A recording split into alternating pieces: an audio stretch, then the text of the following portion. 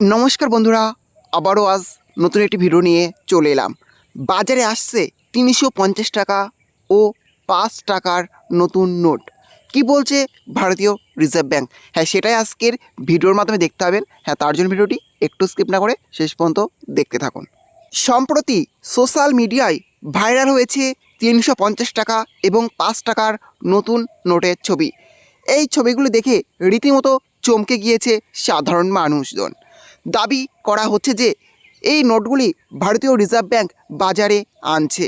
তবে এই দাবির সত্যতা সম্পর্কে বেশ কিছু প্রশ্ন উঠছে।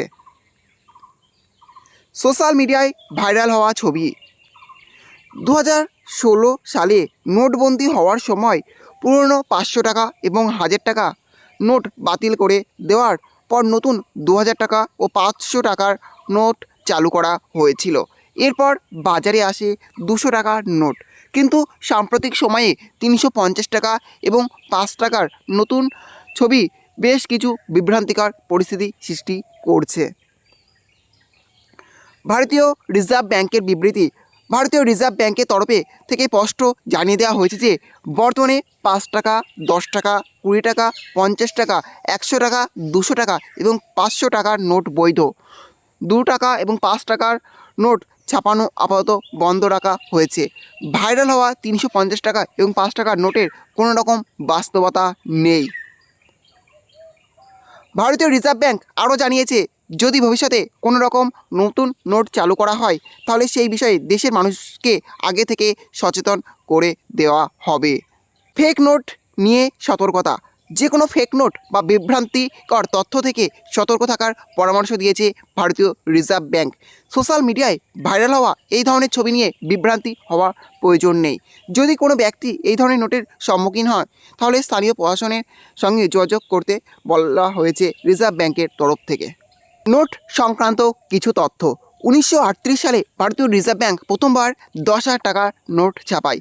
এটি 1946 সালে বাতিল করে দেওয়া হয়। 1954 সালে আবারও 10,000 টাকার নোট চালু করা হয়, যা 1978 সালে পুনরায় বাতিল করে দেওয়া হয়। বর্তমানে বাজারে চালু থাকা 2,000 টাকার নোটও ধীরে ধীরে তুলে নেওয়ার প্রক্রিয়া চালাচ্ছে ভারতীয় রিজার্ভ ব্যাঙ্ক। সাধারণ মানুষের প্রতিক্রিয়া। এই ধরনের গুজব এবং ভুয়ো তথ্য ছড়িয়ে পড়ার ফলে অনেকের মধ্যে বিভ্রান্তিকর পরিস্থিতি সৃষ্টি হয়েছে। বিশেষজ্ঞরা বলছেন, যে কোনো আর্থিক পরিবর্তন ভারতীয় রিজার্ভ ব্যাঙ্কের মাধ্যমে আনুষ্ঠানিকভাবে ঘোষণা করে দেওয়া হয়, তাই এই ধরনের গুজবে কান না দেওয়াই ভালো। সোশ্যাল মিডিয়ায় ভাইরাল হওয়া 350 টাকা ও 5 টাকার নোটের কোনো বাস্তব অস্তিত্ব নেই। এটি একটি গুজব যা আরবিআইয়ের পক্ষ থেকে পুরোপুরি অস্বীকার করা হয়েছে।